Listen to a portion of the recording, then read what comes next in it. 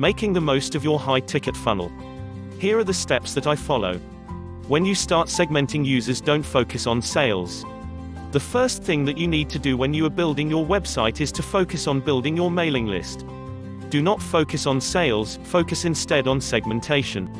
This means you have to create a system where your users will segregate themselves. The name of the game is to get rid of information seekers who don't want to buy anything because that kind of traffic is useless to you. You set up $1 items or cheap services. The key is to get as many of your list members to sign up for these so you can then qualify them for additional sales. Later on, you optimize your messaging to maximize trust. Pay attention to your open rates.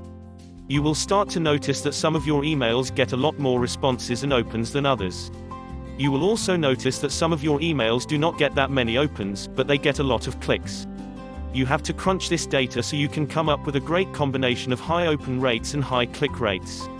It may seem impossible at this point, but the more experiments you do by focusing on your most successful emails, the closer you will get to that great combination. Pay close attention to what your community demands.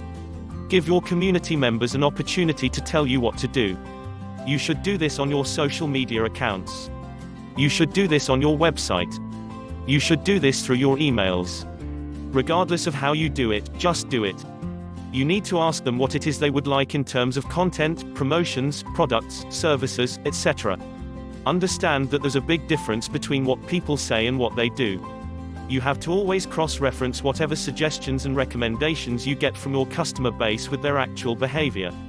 If they keep saying that they like a certain type of content, but you notice that when they go to pages that contain the content they bounce out, it may not be that precise content that they're looking for.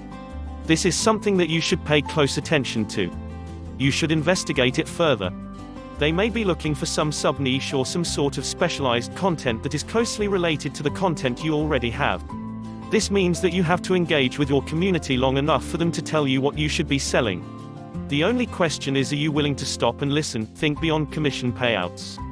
As I mentioned in an earlier video, you have to look at the big picture of what you're doing, as it is very easy to get blinded by high commission rates. It is very easy just to zero in on that point where you sell a $5,000 service or product to a person on your mailing list. It's very easy to just focus on that and then move on to the next customer. But if you are doing that, you're wasting your list.